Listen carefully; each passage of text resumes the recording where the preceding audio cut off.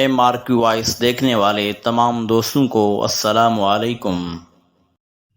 حضرت عبداللہ بن مسعود رضی اللہ تعالیٰ عنہ فرماتے ہیں کہ ایک دفعہ نبی کریم صلی اللہ علیہ وسلم کعبہ کے نزدیک نماز پڑھ رہے تھے اور ابو جہل اور اس کے ساتھی بھی وہیں بیٹھے ہوئے تھے، تو ان میں سے ایک نے دوسرے سے کہا کہ تم میں سے کوئی شخص ہے جو قبیلے کی جو اونٹنی ذبح ہوئی ہے اس کی اوجھڑی اٹھا لائے اور لا کر جب محمد مصطفیٰ صلی اللہ علیہ وسلم سجدہ میں جائیں تو ان کی پیٹھ پر رکھ دے۔ یہ سن کر ان میں سے ایک سب سے زیادہ بدبخت آدمی اٹھا اور وہ اوجھڑی لے کر آیا اور دیکھتا رہا۔ جب آپ صلی اللہ علیہ وسلم نے سجدہ کیا تو اس نے اس اوجھڑی کو آپ کے دونوں کندھوں کے درمیان رکھ دیا۔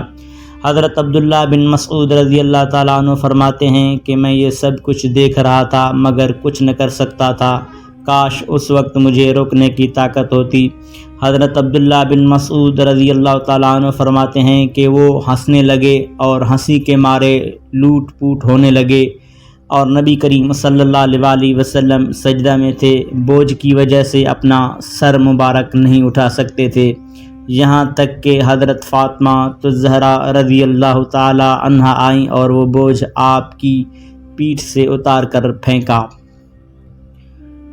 تب آپ صلی اللہ علیہ وسلم نے سر مبارک اٹھایا، پھر 3 بار فرمایا، یا اللہ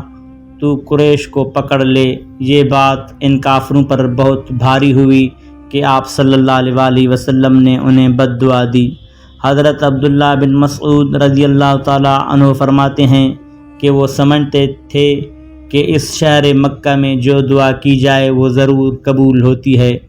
پھر آپ نے ان میں سے ہر ایک کا جدا نام لیا کہ یا اللہ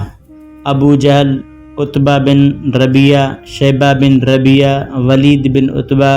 امیہ بن خلف اور عقبہ بن ابی معیط، ان تمام کو ہلاک کر دے۔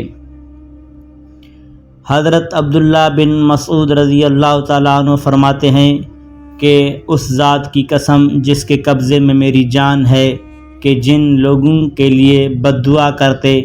وقت آپ صلی اللہ علیہ وسلم نے نام لیے تھے، میں نے ان کی لاشوں کو بدر کے کنویں میں پڑا ہوا دیکھا تھا، اور یوں یہ بدبخت کفار ہمیشہ کے لیے جہنم رسید ہو گئے۔